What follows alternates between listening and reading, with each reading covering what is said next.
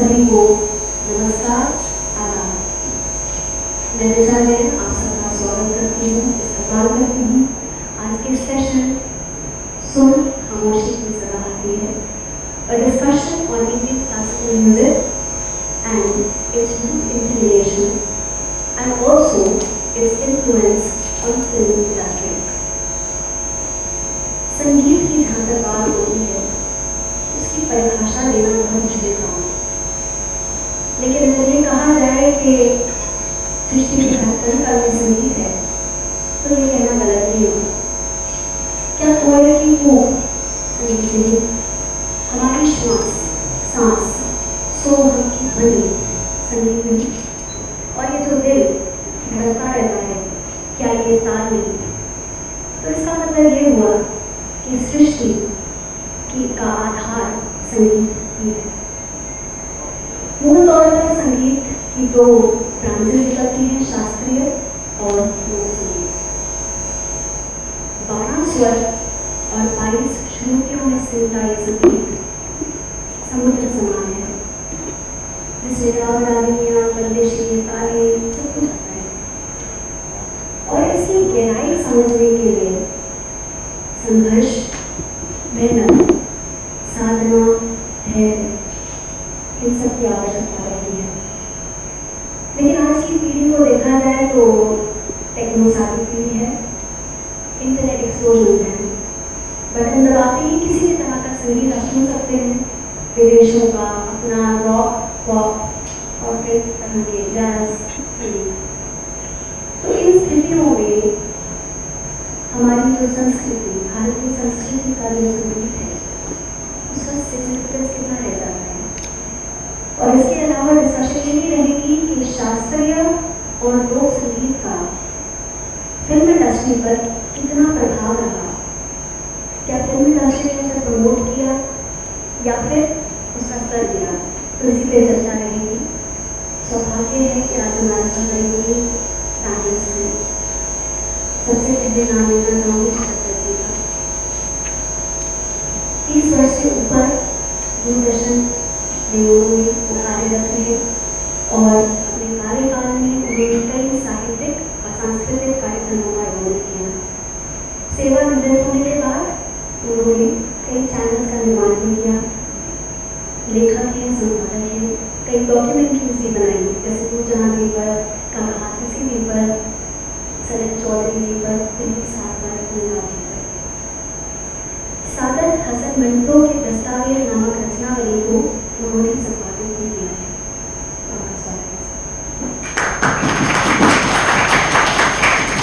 आगे दूसरे विद्वान हैं डॉक्टर मुकेश दत्त जी, ब्रज भाषा के विशेषज्ञ माने जाते हैं।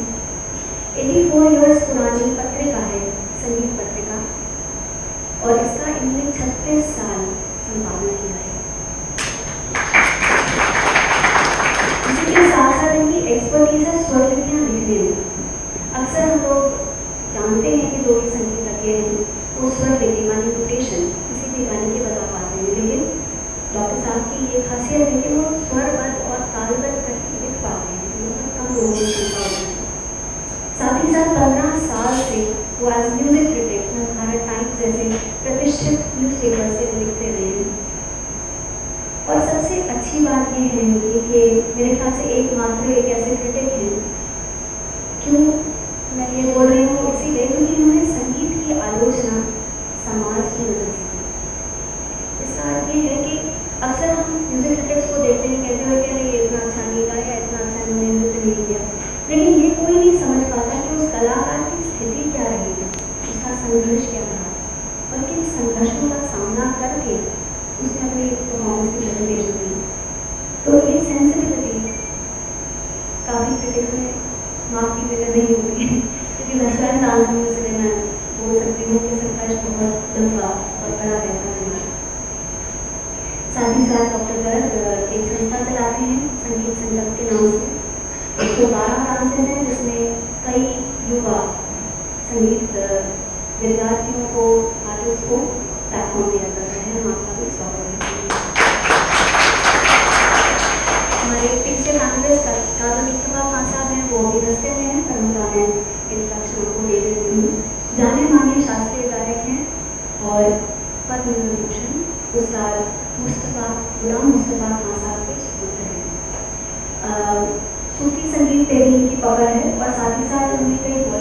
गाने गाए, जिनमें सबसे अच्छा वाला मेरा पसंदीदा या हादी अली की है। तो अभी कुछ ही देर में वो हमारे साथ होंगे। तो उन्होंने सारे गाना पार जैसे म्यूजिक शोज में एज जज and also as voice trainer वो काफ़ी टाइम से कार्यरत हैं। तो उनका इंतजार करते हैं, पर हम शुरू करते हैं हमारी आज की चर्चा। तो सबसे पहले शरद जी आपसे पूछना चाहूँगी मैं 1959 में दूरदर्शन बना और उस समय अकेला एक चैनल ही होता था दूरदर्शन, कोई और चैनल था ही नहीं, और 2018 आ गए। आज बटन एक क्लिक पे इतने सारे चैनल्स हैं, यूट्यूब है, फोन है, मोबाइल, सब कुछ आता है। तो इन स्थितियों में कितना मुश्किल हो जाता है दूरदर्शन, जिसका काम था हमारी संस्कृति संगीत को बचाए रखना, कितना मुश्किल हो जाता है कि दूरदर्शन जैसे चैनल्स के लिए ये परंपरा को संजोए रखना संभव है। देखिए, दूरदर्शन जो आपने बात की थी 1959 में इसकी शुरुआत हुई थी, और मैं यहाँ आपको एक बताना चाहूँगा कि मैं इत्तफाकन 15 सितंबर 1959 को विज्ञान भवन में मौजूद था। मेरी उम्र 11 साल की थी और मुझे बिल्कुल कतई अंदाज़ा नहीं था कि मैं एक बहुत बड़ी ऐतिहासिक घटना का साक्षी होने जा रहा हूँ, क्योंकि वहाँ पर जिस दिन इसका उद्घाटन समारोह था राष्ट्रपति द्वारा किया गया, उस दिन जो सांस्कृतिक कार्यक्रम थे उसमें पंकज मलिक का गाना था और बजरंगी माला का नृत्य था। तो मैं पंकज मलिक के गानों का बड़ा फैन था, तो मैं उसको सुनने के लिए गया और ये कार्यक्रम पहले हाफ में था और दूसरे में दूरदर्शन का उद्घाटन हो रहा था। और मैंने कभी सोचा भी नहीं था कि मैं इसी संस्था से लगभग 40 वर्ष तक जुड़ा रहूँगा। दूरदर्शन 1959 में आया, लेकिन पहले एक एक्सपेरिमेंटल टेलीविज़न था और इसकी जो सर्विसेज थी वो आधा घंटा होती थी, फिर 1 घंटा हुआ, फिर सप्ताह में 2 दिन हुआ और 1965 के आसपास इसको अपना स्वरूप मिला जब समाचार शुरू किए गए। और जो सबसे बड़ी इसकी चुनौती थी, क्योंकि मैं समाचार विभाग में आया था, लेकिन समाचार विभाग में मेरा मन प्राण नहीं रहा था, क्योंकि मैं आया राजधानी से था, बाबू में समाचार देखा, उससे पहले कुछ मैंने इंडियन एक्सप्रेस में काम किया था। मेरी दिलचस्पी शुरू से संगीत में थी और मेरे कुछ मित्र थे जिनका खुद परफॉर्मिंग आर्टिस्ट थे और उनके साथ मैंने बहुत अच्छे अच्छे कंसर्ट सुने और यही कोशिश थी दूरदर्शन की। और क्योंकि दूरदर्शन एकमात्र चैनल था, तो कोई भी बड़े से बड़ा आर्टिस्ट था वो स्टूडियो में आता था, उसको रिकॉर्डिंग करने का हम लोगों को मौका मिलता था। लेकिन जैसा कि ऋचा जी ने कहा कि आप लगभग 800 चैनल हैं और लगभग 200 चैनल तो यूज़ किए हैं, लेकिन दूरदर्शन की जो शुरुआत हुई थी उस वक्त तो दूरदर्शन का जो उद्देश्य था वो 3 चीज़ें थी कि इंफॉर्मेशन, एजुकेशन और एंटरटेनमेंट। तो सबसे पहले जो दूरदर्शन की शुरुआत हुई वो स्कूल टेलीविज़न शुरू हुई। हमने खुद अपने स्कूल डेज में दूरदर्शन के वो लेसन देखते थे, हम हमें पढ़ाए जाते थे। उसके बाद वो एंटरटेनमेंट जो था वो सेकेंड उसकी थर्ड प्राथमिकता थी। पहले एजुकेशन, फिर इंफॉर्मेशन और फिर एंटरटेनमेंट। लेकिन ये आज तक दूरदर्शन पे कायम है और आज भी आप दूरदर्शन देखें तो दूरदर्शन पूरा फॉरवर्ड है, उसमें संयम बढ़ता जाता है। अगर आप ज़्यादा की न्यूज़ देखते हैं तो वहाँ पर लगता है फाइटिंग मैच चल रहा है और मेरे ख्याल में हो सकता है कुछ आने वाले दिनों में हाथापाई भी देख पाएंगे, जैसे पार्लियामेंट का हो जाती है। लेकिन दूरदर्शन ने अब लगभग 1960 वर्ष से पूरे होने वाले, उसमें आप ये देखिए कि दूरदर्शन का एक बहुत गौरवमय रहा है, इतिहास रहा है। और मैं इसका खुद साक्षी रहा हूँ, अपने बहुत चैलेंजेस में काम किया। अब तो इतनी फैसिलिटीज़ हैं और हमारे वक्त में तो जो कैमरे का वेट था वो उसको मूवमेंट के लिए क्लासी रखे जाते थे और इसी तरह जो आउटडोर शूटिंग होती थी। तो मैंने बहुत साल लाइव चैनल उनके प्रोग्राम्स किए 26 जनवरी और 15 अगस्त के। तो उन दिनों 15-20 दिन के लिए जो स्टूडियो था बंद कर दिया जाता था और वो एक टेम्परेरी स्टूडियो राजपथ पे बनाया जाता था। और मुझे याद है कि 1975-74 में 3 कैमरा से हम रिपब्लिक डे कवर करते थे और आज 48 कैमरों से इस साल कवर किया गया। तो ये टेक्नोलॉजी का कमाल है, लेकिन इस टेक्नोलॉजी के साथ साथ मुझे लगता है इसका क्रिएटिविटी बहुत फर्क पड़ा है। क्योंकि अगर आपके पास अच्छी मशीन है तो उसके पीछे एक अच्छा दिमाग होना चाहिए, अगर मशीन खुद कुछ नहीं कर सकती। तो दूरदर्शन के साथ जुड़ने का मुझे बहुत मैं इसका अपने आप को बड़ा सौभाग्य समझता हूँ। मैं इतने सालों से जुड़ा इस बीच में मैंने इतने वैरायटी काम किए। मुझे शास्त्रीय संगीत के बड़े कार्यक्रम मैंने रिकॉर्ड किए। उस्ताद अबीर खान जैसे दिग्गज को मैंने एक डॉक्यूमेंट्री बनाई। उसके अलावा दिलीप चंद्र बेदी, विलायत हुसैन खान साहब, अमित रविशंकर, भीमचंद जोशी, इन सब के साथ मैंने प्रोग्राम किए। उस्ताद अमजद अली खान को मैंने एक डॉक्यूमेंट्री बनाई थी पहले। उन्होंने मुझे ये कहा कि मेरे 5 डॉक्यूमेंट्री बनी है, लेकिन आपकी डॉक्यूमेंट्री बिल्कुल अलग थी। तो इस तरह, लेकिन मेरा एक जो बात मानना है, मेरे कल आप मुझसे सहमत है कि अगर हमारे देश को कोई एक चीज़ एक सूत्र में बांधती है तो वो है संगीत। चाहे वो शास्त्रीय संगीत हो, चाहे लोक संगीत हो, चाहे फिल्म संगीत हो सकता है कि आप साउथ में आपको बोल समझ ना आ रहे हो, लेकिन आपको लगेगा कि ये धुन कर्णप्रिय है, मुझे अच्छी लगेगा। और फिर कुछ दिन बाद आप देखेंगे कि वही धुन जो फिल्म में गाने में आ रही है। अभी मैं आपको उदाहरण देना चाह रहा हूँ। मैं पिछले वर्ष 2 दिन का फेस्टिवल था हैबिटाट में, जहाँ शुभा मुल्कर ने बहुत लोक संगीत के रोजा के पंडित राधा वल्लभ चतुर्वेदी, जिन्होंने बहुत काम किया था लोक संगीत। तो उन्होंने जैसे ही कार्यक्रम शुरू किया तो हर तीसरी धुन जो थी उसमें फिल्मी गाना बना। और आज की जो युवा पीढ़ी है वो लगता है बीच में एक ऐसा दौर आया था कि जब सब कुछ शास्त्रीय संगीत, फिल्म संगीत, लोक संगीत पीछे हट गया था।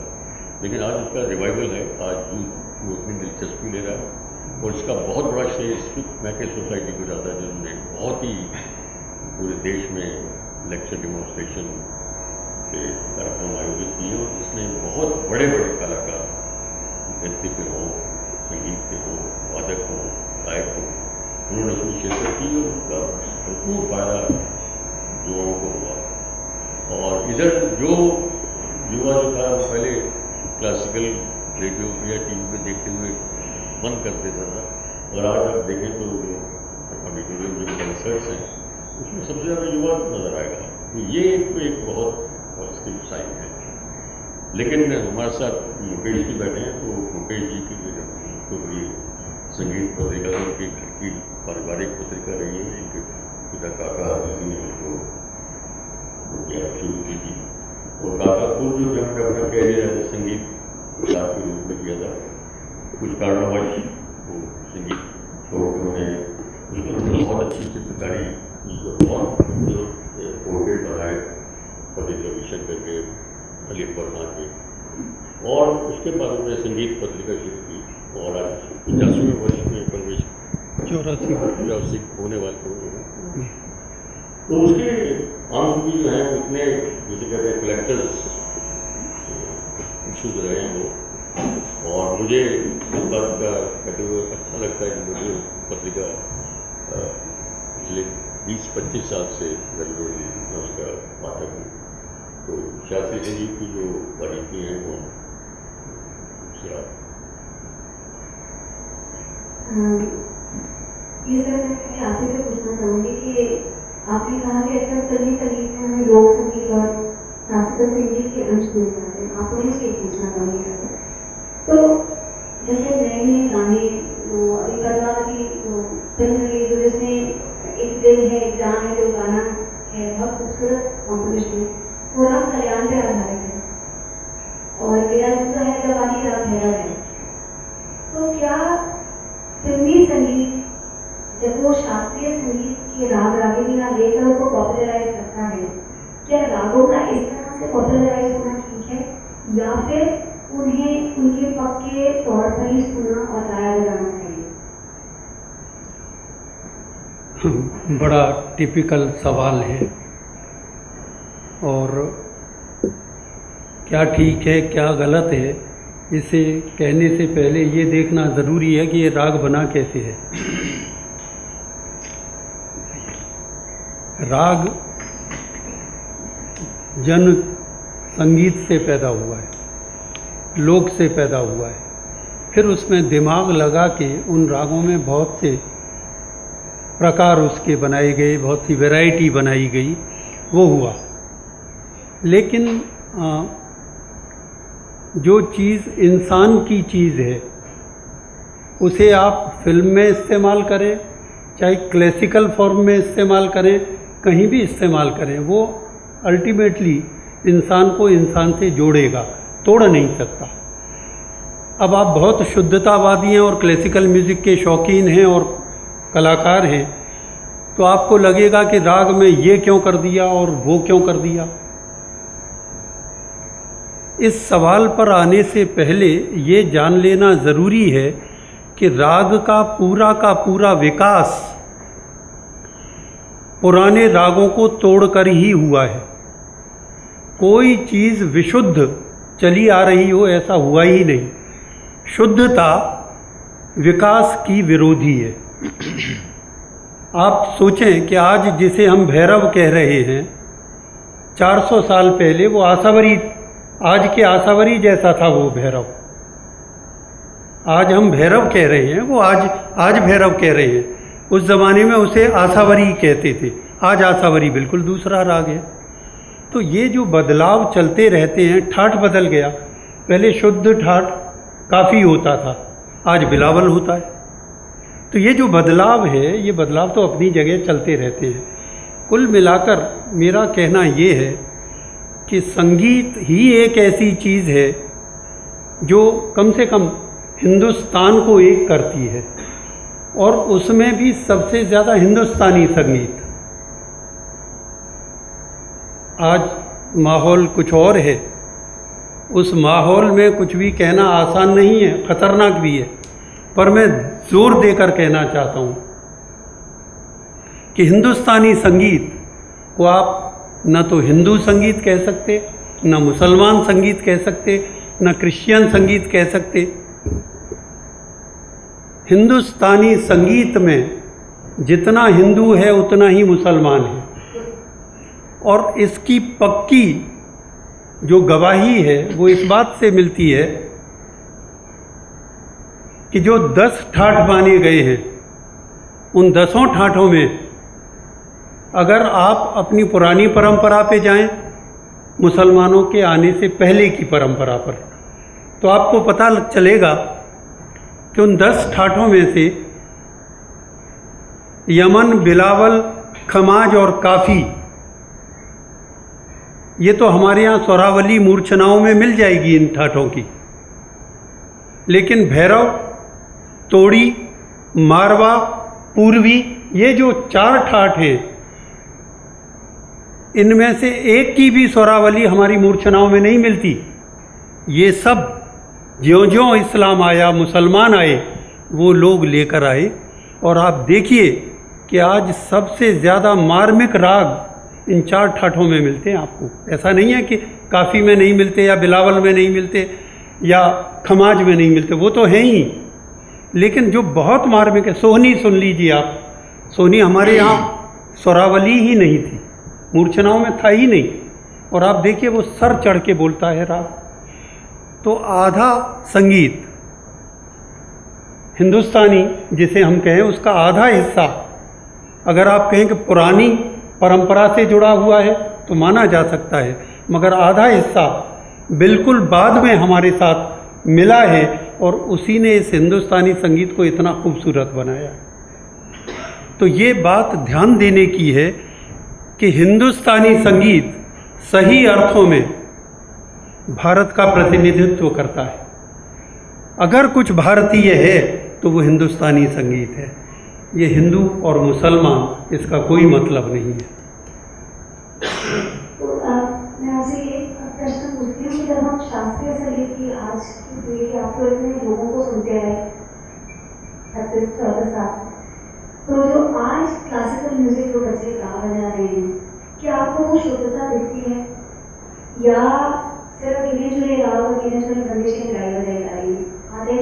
गाना होता है, 3 घंटे का नहीं होता। तो इन स्थितियों में शास्त्रीय संगीत क्या आने वाले समय में लुप्त हो जाएगा? जिस तरह का स्थिति आजकल है, ना उतने रेयर राग गाए जाते हैं, गिने चुने राग ही बजाए जा रहे हैं, कुछ ही गा पाते हैं क्योंकि सबक इतना है नहीं। गुरुओं की भी कमी है, क्या आप समझते हैं कैसा है? गुरुओं की कमी हमेशा से रही है, और जो गुरु होते थे, माफ़ कीजिए, वो सारे के सारे गुरु नहीं होते थे, वो गुरु भी होते थे, बड़ा हूँ। तो इसलिए गुरुओं की कमी तो हमेशा से रही है और आज भी है, लेकिन दौर बदल गया है। और बदले हुए दौर में आज वैसे नहीं सीख सकते आप जैसे पहले सीखते थे। जैसे पहले तालीम होती थी, वो तालीम आज अगर दी जाए तो आप कुएं के मेंढक की तरह से रह जाएंगे। आपके पास पूरी दुनिया खुली हुई है, जैसा शरद साहब ने कहा, सब कुछ आपके सामने है। इतने चैनल्स हैं, 800 तो चैनल ही हैं आपके पास। क्या क्या ब्रॉडकास्ट और टेलीकास्ट होता रहता है हर वक्त। यूट्यूब है, सारी दुनिया उसमें आ गई है। जो चाहे आप नाम टाइप कीजिए, वो निकल के आ ही जाता है, थोड़ा बहुत ही सही आपको मिलेगा उसमें। इतना सब कुछ आपके सामने है। ऐसे में किसी एक गुरु से सीख के आप अपने दिमाग पे ताला ही लगा सकते हैं। तो पुराने लोग कहते थे कि एक ही से सीखो तो ही कुछ बन पाओगे। आज अगर आप एक ही से सीखते हैं तो कुछ भी नहीं बन पाएंगे। ये जो भेद है समाज का, युग का, उस भेद को समझा जाना चाहिए। आपके सामने इस वक्त 1000 गुरु हैं। जहाँ जहाँ आप जाते हैं, जो आपके कान में पड़ता है वो आपका गुरु बन जाता है, आपके दिमाग में कुछ करने लगता है। और ये दिमाग में करना ही तो गुरु का काम था। और अब इस वक्त बहुत तरह की चीज़ें आपको एसिमिलेट करनी पड़ती हैं। आज के युवा की बहुत बड़ी समस्या है कि वो क्या करे क्या ना करे। पहले वाले उस्ताद के पास तो घरानों में था, अपने घराने की चीज़ें हैं। अगर गला बेटे का वैसा ही है तो वो कर लेगा, नहीं तो मार मार के भी अगर उसे तैयार करना चाहें तो बेचारा कहाँ कर पाता था, तो रह जाता था, खलीफाई के सारे जीवन चल जाता था। उस्ताद बनना घरानों में भी पॉसिबल नहीं होता था, क्योंकि गले का धर्म, दिमाग का मामला, ये सबका अलग अलग होता है। आज आपके सामने ऐसे बच्चे बहुत मिलेंगे जिनके घरों में कभी सा नहीं लगाया गया, और ऐसी ऐसी प्रतिभा लेके आते हैं कि दंग रह जाएं आप। उनकी तालीम कैसे हो, घर में तो माहौल नहीं है, मगर प्रतिभा ज़बरदस्त है। ये जो चैनल्स पे आज हम देख रहे हैं बच्चों को आते हुए, हालांकि वो बड़ा ख़तरनाक चल रहा है। उन तमाम बच्चों की एक तरह से मैं कहना चाहता हूँ कि हत्या हो रही है। उन्हें मालूम ही नहीं है कुछ कि क्या हो रहा है हमारे साथ। वहाँ देखिए तो दमादम चकाचक ऐसी ग्लैमर की स्थिति पैदा होती है कि बच्चे और हिंदुस्तान भर के माँ बाप सोचते हैं मेरा बच्चा भी वहाँ पहुँचे। वहाँ पहुँचने के बाद उनके कॉन्ट्रैक्ट्स देखिए ऑर्गेनाइजर्स के कैसे कैसे होते हैं। उन बच्चों को कई कई बरस तक कुछ नहीं करने दिया जाता। उनका प्रोग्राम होगा तो उनके थ्रू होगा, उसमें पैसा लेंगे तो वो लेंगे, आपको थोड़ा देंगे ज़रूर। वो 5-5 बरस आपको चौपट करके पटक देते हैं। उसके बाद आपकी एजुकेशन चौपट। वो बच्चे जिनको 5 साल पहले वॉइस ऑफ इंडिया बनाया गया था, वो शादियों में गाते हुए भले कहीं मिल जाएं, कोई वॉइस ऑफ इंडिया नाम की चीज़ दिखाई नहीं देती आज। इसे मैं कहता हूँ हत्या। अगर उसे अपने तरह से डेवलप होने का मौका दिया जाता, या उसके लिए प्रबंध किए जाते कि तुम जो बनना चाहते हो बनो, हमारी तरफ से क्या चाहिए बोलो, ये समाज की ड्यूटी होती, इन चैनल्स की ड्यूटी होती, तो इसका मतलब होता कुछ। ये कुछ भी नहीं है। और इसलिए मैं कह रहा हूँ कि ये दौर बहुत भयानक है हमारे युवाओं और बच्चों के लिए। इस दौर में इन बच्चों ने क्लासिकल को अगर अपना रखा है तो इनके सामने नतमस्तक होने के अलावा और कुछ नहीं किया जा सकता। ये अद्भुत हैं, और तुम भी उनमें से एक हो ऋचा।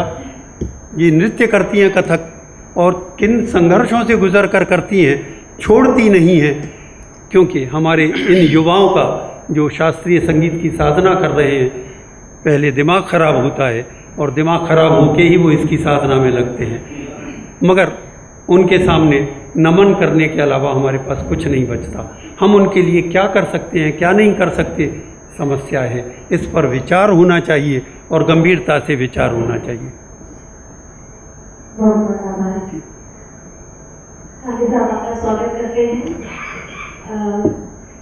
मैं एक्चुअली ऑलमोस्ट सब कुछ बोल ही दिया, तो मैं अगला प्रश्न पूछने चाह रही थी, बट आपसे एक बार और थोड़ा सा आपको पूछना चाहूँगी कि आपको सारे गामा में वॉइस ट्रेनर बकायदा रहे, तो इतने प्रतिभाशाली बच्चे आपको देखने को मिलते हैं, लेकिन जब हम आपकी तालीम की बात करते हैं, आपको तो विरासत में संगीत मिला, और जहाँ तक मुझे इल्म है हमारे पिता ने भी हमें 25 साल से पहले सोलो कभी करने नहीं दिया। तो अक्सर ये रहता था कि जो गुरु लोग उस्ताद लोग होते थे पीछे बैठ के शिष्य गाया करते थे सामने। लेकिन आज 25 साल का समय किसी के पास नहीं है, 8-8 साल के बच्चे कमाल गाते हैं। लेकिन क्या उनके गायन में जिस तरह की परिपक्वता स्वर की, ठहराव, संगीत का गायन, रागों की समझ, क्या ये सब चीजें आपको लगता है कि इतनी जल्दी आ जाती हैं? देखिए, सबसे पहले तो मैं पासवान यादव और रंजीत कुमार रंजीत साहब का बहुत शुक्रगुजार हूँ। इतने बड़े बड़े लोगों के साथ मुझे बिठाया स्टेज पे, मेरी खुशनसीबी है। सारेगामा में मैं एज अ वोकल कोच था और काफ़ी प्रोग्राम में, इंडियन आइडल, इन्होंने बड़ी अच्छी नेगेटिव उसकी बताई हैं बातें, वो बात फैक्ट है, इसमें कोई दो राय नहीं है।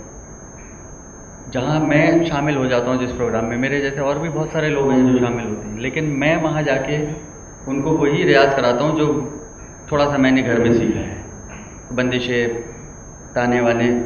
तो उस प्रोग्राम में सारेगामा में आपने देखा होगा एक बच्ची थी सोनाक्षी कर और श्रेयन भट्टाचार्य, क्योंकि ये बंगाल से थे तो ये अच्छा म्यूज़िकली अच्छे कल्चर्ड बच्चे थे। लेकिन उसके अलावा भी सब बच्चों को मैं अपने घराने की बंदिशें, जैसे मेरे पापा की एक बंदिश है आओ बलमा यमन में, जिसको हमने एक सबसे बड़ी बात तो ये है कि क्लासिकल म्यूज़िक आज की तारीख में एक बड़ा खौफ वाला सब्जेक्ट हो गया है। बड़ी बुरी बात है, जो लोगों को एक खौफ, अरे क्लासिकल म्यूज़िक बड़ा पता नहीं क्या होगा, आ करते हैं, कुछ समझ में नहीं आता है। मेरे पापा एक बात बोलते हैं कि जो आप थाली में परोसोगे वही खाया जाएगा ना। तो हमारे जैसे इन्होंने बताया कि मीडिया वाले हम इतना ख़राब चीज़ को हिट कर रहे हैं, वो इतना सुन रहे हैं कि वो हमें लगता है कि यही शायद सच्चा म्यूज़िक है। तो अगर हमारे चैनल्स वाले क्लासिकल म्यूज़िक को भी प्रमोट करेंगे, क्लासिकल म्यूज़िक का चंक भी दिया जाता है, तो कहाँ रात को 11 बजे 11:30 बजे जब सब सोने लगते हैं, सुबह बिल्कुल जब सब लोग सोते होते हैं, जब उसको दिया जाता है, तो कहाँ से उसका प्रमोशन होगा बताइए आप।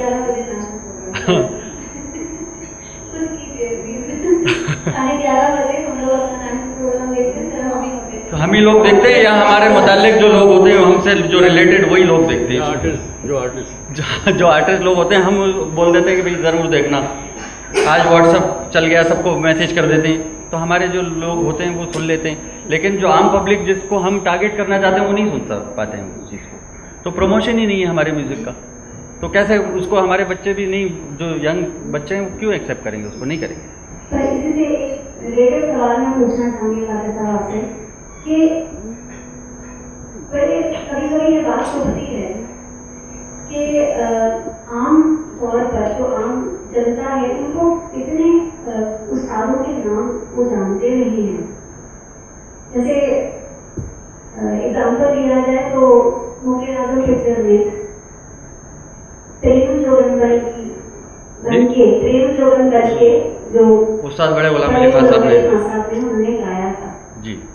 तो जब वो पिक्चर आई और लोगों ने जाके सुना और देखा, तो उन्हें सिर्फ यही समझ आई होगी कि वहाँ जो गाना था वो बहुत अच्छा था, और बाद में उन्हें बताया गया होगा कि ये बहुत बड़े उस्ताद हैं, उस्ताद बड़े गुलाम अली खान साहब, जिन्होंने ये बंदिश से वो नवाजा इस चीज़ को। तो क्या बॉलीवुड के माध्यम से ही इतने बड़े उस्तादों का, क्या बॉलीवुड एक जरिया बनता है, क्या बॉलीवुड पॉपुलराइज होने के लिए। ये दुख लगता है कि जब बॉलीवुड का गाना गाते हैं तभी आम जनता उनको जान पाती है। नहीं, मुझे नहीं लगता है कि बॉलीवुड में आने से ही शोहरत मिल जाएगी।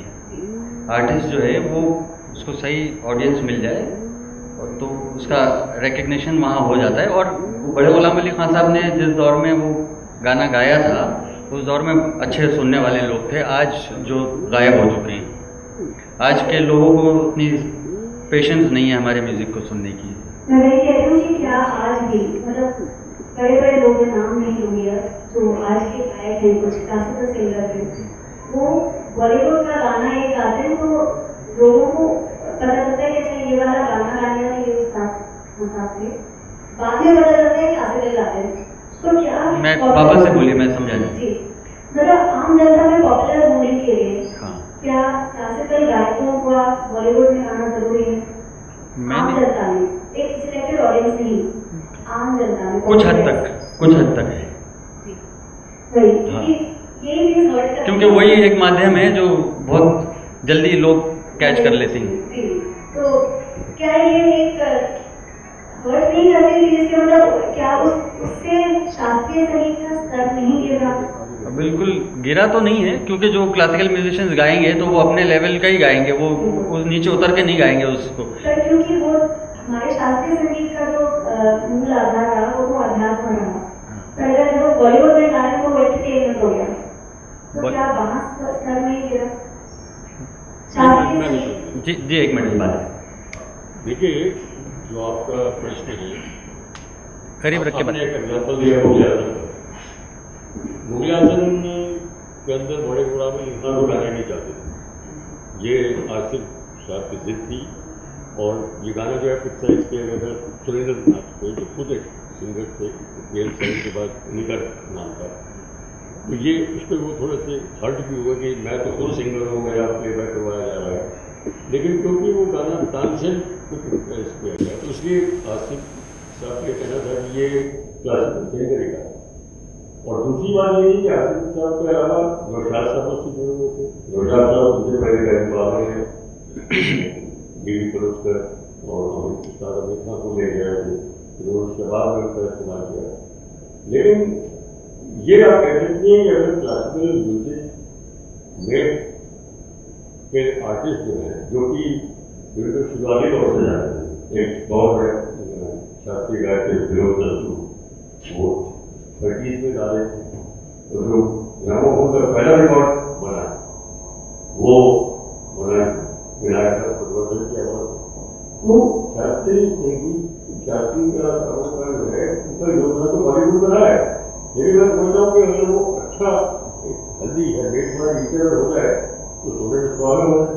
अब आप लीजिए को लीजिए हरिप्रसाद के बच्चे कुमार शर्मा को, उन्होंने फिल्मों में बहुत अच्छा नजर किया, लेकिन उनकी अपनी इंडिविजुअल एक्टिविटीज बनी हुई है, बिल्कुल अपने सोलो परफॉर्मेंसेज देते हैं, उनकी उतनी नॉलेज है, उनका म्यूजिक फिल्मों में पॉपुलर।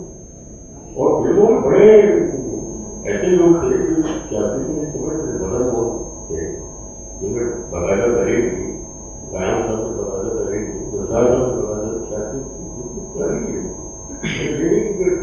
लेकिन इधर जो बॉलीवुड में म्यूजिक आ रहा है तो पॉपुलर म्यूजिक कह सकते हैं, क्योंकि वो कुछ भी कर सकते हैं। लेकिन ये शास्त्रीय संगीतकारों का और शास्त्रीय संगीत के कलाकार है, उनका फिल्मों में बहुत बड़ा योगदान रहा है। और पंडित भीमसेन जोशी ने भी गाया,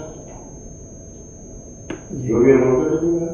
मेरे वालिद ने भी बहुत गाया है। आपके वालिद ने तो उमराव जान में मशहूर बंदिश थी। हाँ, उमराव जान में गाया और बदनाम बस्ती एक थी। हाँ, बदनाम बस्ती में सजना गाया नहीं आए, क्या लाजवाब गाया था। तो काफ़ी फिल्मों में गाया उन्होंने, लेकिन उन्होंने अपनी वो चाहते तो वो प्लेबैक सिंगर बन जाते, लेकिन उन्होंने बोला अगर मैं प्लेबैक सिंगर बन गया तो ये जो मेरा खानदान का ट्रेडिशन है ये मर जाएगा। उनको बहुत मौके थे प्लेबैक सिंगर बनने के, और उन्होंने लाइट टाइप के गाने भी गाए बहुत सारे, लेकिन उन्होंने उस तरफ अपना रुझान नहीं किया। तो ये एक बड़ी आज के लोगों के लिए सीखने वाली बात है कि उन्होंने कभी नहीं सोचा कि नहीं यार बॉलीवुड, क्योंकि शॉर्टकट टू सक्सेस है बॉलीवुड आज के तारीख में। क्लासिकल म्यूज़िक में इतनी साधना करने के बाद इतना आपको फीस भी नहीं मिलती है, बॉलीवुड वाले 50 लाख रुपए 25 लाख रुपए, आज रियलिटी शो से निकल के लोग 25 लाख रुपए ऐसे मामूली ले लेते हैं जैसे कोई बात ही नहीं है। लेकिन वो 25 लाख वो मार्केटिंग स्ट्रेटेजी है। अगर आपको 25 लाख दे रहे हैं तो उनका टारगेट 25 करोड़ ले कमाना है, बिल्कुल वो उसके लिए कर रहे हैं। हाँ, वो तो ठीक है, लेकिन वो उसको किसी तरह से मतलब हमारे लोगों ने तो उसका बनाया है ना, माइंडसेट तो हमारे लोगों ने बनाया है। तो हमारे क्लासिकल म्यूजिक को चाहे आप, वो पब्लिक वाला म्यूजिक नहीं है, बिल्कुल नहीं है। क्लासिकल म्यूजिक का ही मतलब है कि क्लास के लिए है वो म्यूजिक, वो क्लास वाला म्यूजिक है, बहुत ऊपर वाली चीज़ है वो। तो एक बात मैं जी कहूँ, बात ये जो बात है कि क्लासिकल म्यूजिशियंस को पॉपुलराइज करने में बॉलीवुड की बड़ी भारी भूमिका है, ये ठीक है, लेकिन आप किसी से भी बात करने जाइए, जैसे हरिप्रसाद चौरसिया जी से आप बात कीजिए, पंडित राम नारायण से बात कीजिए, वो जो सितार बजाते थे विलायत खान साहब, विलायत खान साहब और हलीम जाफर, हलीम जाफर, अब्दुल हलीम जाफर खान साहब, इन सब से आप बात कीजिए तो वो एक बात ही बोलेंगे, उस वक्त बड़ी भारी मजबूरी थी, पैसों की ज़रूरत थी, इसलिए हम वहाँ गए। सबके साथ ये बात है, गए वहाँ पे इसलिए नहीं कि पॉपुलैरिटी बढ़ जाएगी। हरिप्रसाद चौरसिया जी तो कहते थे कि मैं बोरी में भर के नोट लाता था घर में, मतलब बोरी में आके नोट डाल देता था, वो कितनी भर गई गिनने की फुर्सत नहीं होती थी मुझे उस ज़माने में। लेकिन बजाते रहे क्लासिकल म्यूज़िक, और क्लासिकल म्यूज़िक के मंच पे सम्मान पाके ही उनकी भूख मिटती थी। नोटों की गड्डियों की भूख वो अलग तरह की थी, लेकिन मंच की भूख बिल्कुल अलग है। और क्लासिकल म्यूजिशियंस के लिए यही मंच की भूख और ये जो श्रोता हैं इनकी ज़रूरत है। ये भले 10 हैं, 20 हैं, 50 हैं, 100 हैं, उन्हें कोई ज़रूरत नहीं है वो 10,000 लोग वहाँ पे इकट्ठे हों और पंडित विष्णु दिगंबर पलुस्कर की तरह रघुपति राघव राजा राम गाया जा रहा हो। वो क्लासिकल म्यूज़िक गाते हैं, और क्लासिकल म्यूज़िक का मतलब है सुर के अंदर घुसना, घुसकर कारीगरी करना, उस कारीगरी को हर एक के दिल तक पहुंचाना। उस दिल तक पहुंचाने की प्रक्रिया बड़ी कठिन प्रक्रिया है, उसके लिए घोर रियाज की ज़रूरत है, हर एक के बस का काम नहीं होता। इसीलिए उसके गिने चुने श्रोता भी हों तो समझिए आपकी सारी मेहनत सफल हो गई। तो पॉपुलैरिटी एक अलग बात है, और वो जो क्लासिकल म्यूजिशियन होने की जो अपनी भूख है वो एक अलग बात है। इन दोनों में तालमेल भी हो सकता है, नहीं भी हो सकता है। एक सवाल तीनों से ही पूछना चाहूँगी लाइट करने से पहले।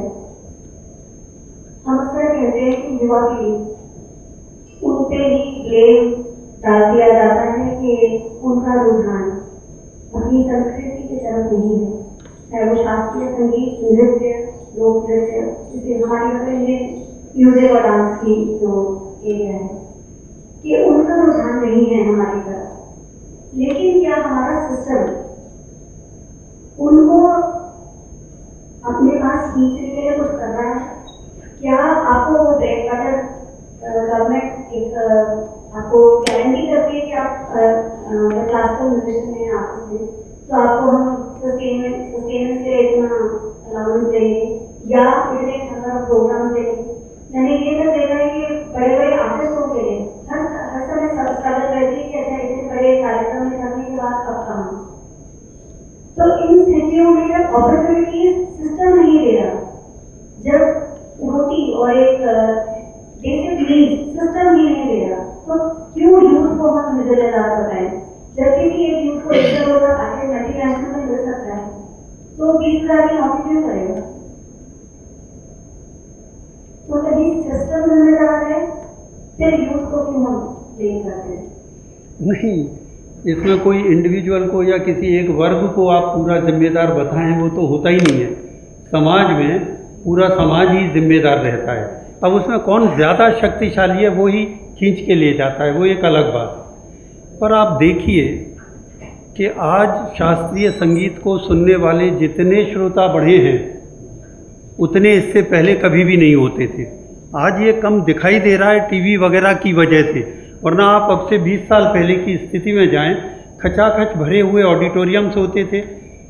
ये बात अलग है कि वो जो किशोरी अमोनकर आई, भीमसेन जोशी आए, उनके लिए जैसे ऑडिटोरियम फट पड़ता था, ये हालत होती थी। बाहर भी लाइन लगा लगा कर लोग खड़े रहते थे कि हमें एंट्री मिल जाए, कुछ नहीं तो मंच पर ही बैठने का मौका मिल जाए उनके पास में, अगल बगल में। ये तो था। ये इस वक्त का दौर जो है उसमें ज़रूर टीवी है, मोबाइल है, इन सब चीज़ों ने इतना भटकाया है और उनको तृप्त कर दिया है कि घर में बैठे गोद में मोबाइल लिए हुए ही वो सब कुछ कर लेते हैं और उससे काम चल जाता है। पर मैं देख रहा हूँ कि अभी भी जो बड़े बड़े कार्यक्रम हम देखते हैं उसमें खूब भीड़ आती है। एक ऑडिटोरियम, कमानी ऑडिटोरियम तो अपने ही यहाँ है दिल्ली में, उसमें प्रोग्राम मैंने सुना था 1-2 साल पहले की बात है, पंडित छन्नू लाल मिश्र आए थे और हालत ये थी कि वो युवा आया था जिसे ABCD नहीं पता संगीत की, मगर वो सुनने आया था। ठुमरी का कार्यक्रम है और वो सुनने के लिए आए थे। और जानते हैं या नहीं जानते, जो चीज़ अच्छी लग गई उस पर दाद दे रहे हैं, जो नहीं लगी उस पर नहीं दे रहे। तो ये बात तो है कि हमारा जो श्रोता वर्ग है, उस श्रोता वर्ग में जो युवा आ रहा है उसकी किसी भी तरह की सुनने की भी ट्रेनिंग नहीं है। वो एक संकट है हमारे सामने, और वो ट्रेनिंग सुनने की न होने की वजह से दिक्कतें आ रही हैं। दिक्कतें क्या हैं?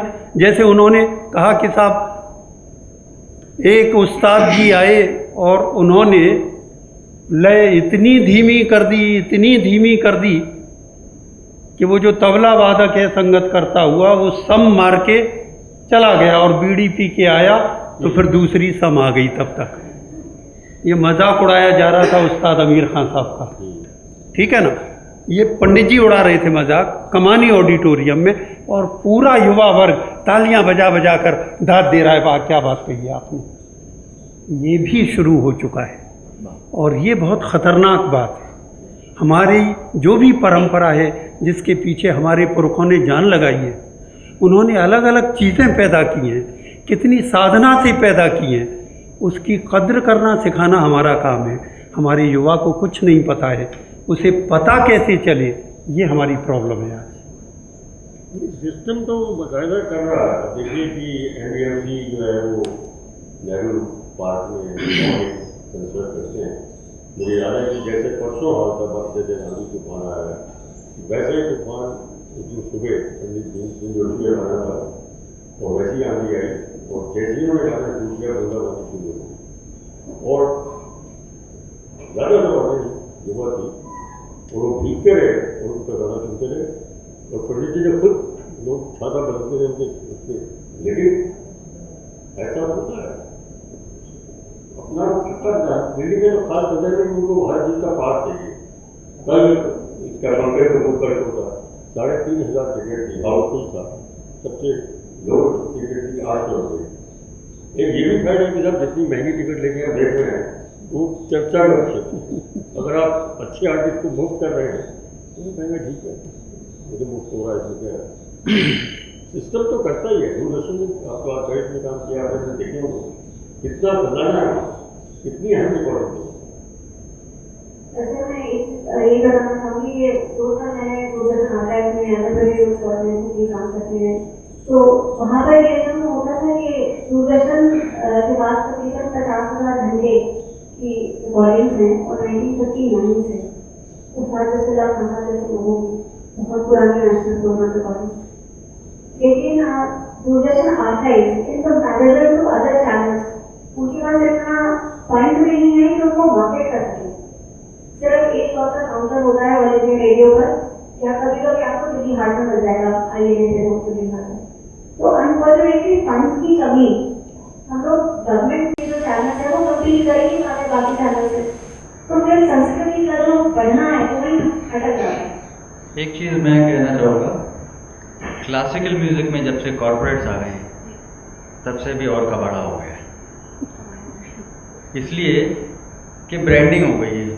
तबले का प्रोग्राम होगा तो उस्ताद जाकिर हुसैन ही बजाएंगे, उसके अलावा के लोग क्या करें बताइए। संतूर का प्रोग्राम होगा तो पंडित शिव कुमार शर्मा जी ही बजाएंगे, उसके अलावा लोग क्या करें। उनका बेटा ब्रांडिंग हो गई है।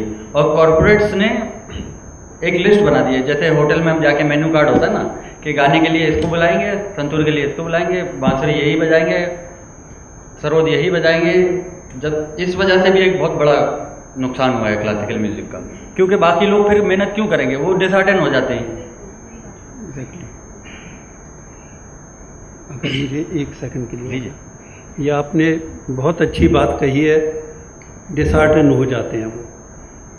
मैं संगीत संकल्प को पिछले 30 साल से चला रहा हूँ, और संगीत संकल्प इसलिए शुरू किया था कि जो ग्लैमर के कलाकार हैं वो तो अलग हैं, उनकी तो हमें क्या चिंता है, लेकिन हज़ारों कलाकार इस देश में शास्त्रीय संगीत के लिए मरता है और साधना करता है।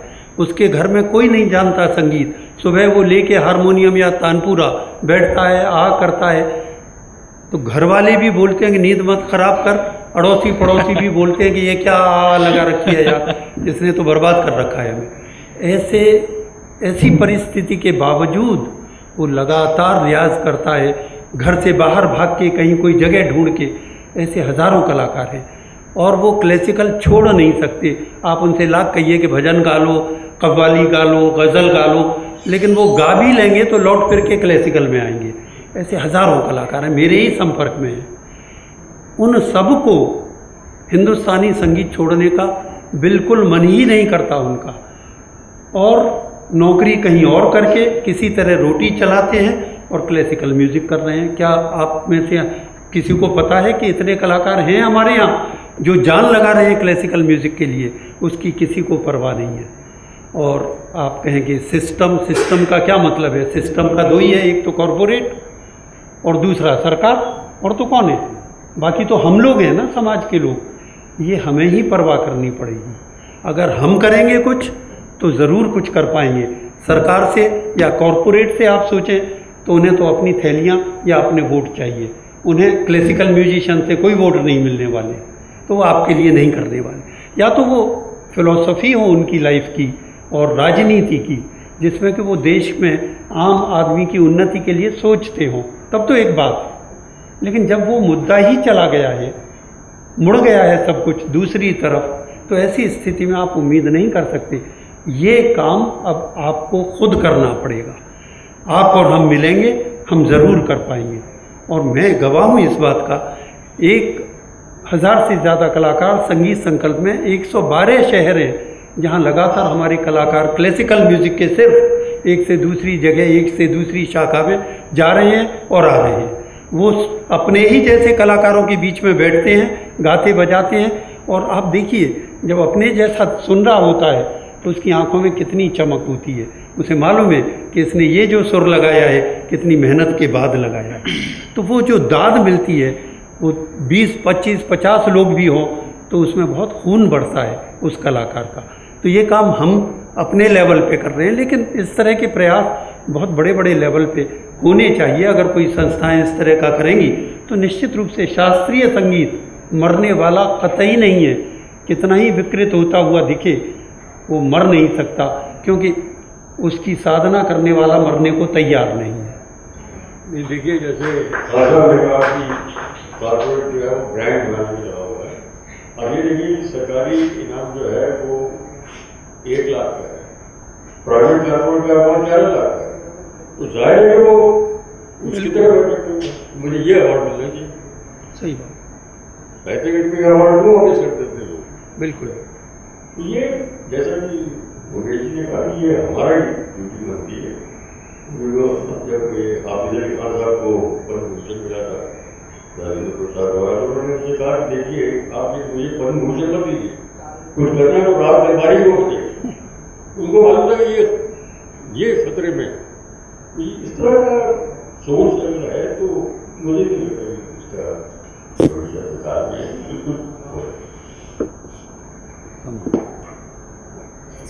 तो जैसा कि आप सब लोगों ने कहा कि जब तक संगीत की साधना करने वाले विचार हैं, हमारा संगीत मर नहीं सकता। वो अमर होने की क्षमता रखता है। और इसी विचार के साथ आप सभी अतिथियों का धन्यवाद करती हूँ, और रंजीत जी और जश्न अदब का शुक्रिया अदा करती हूँ कि उन्होंने ये टॉपिक विजिट किया। और अंत में आप सबका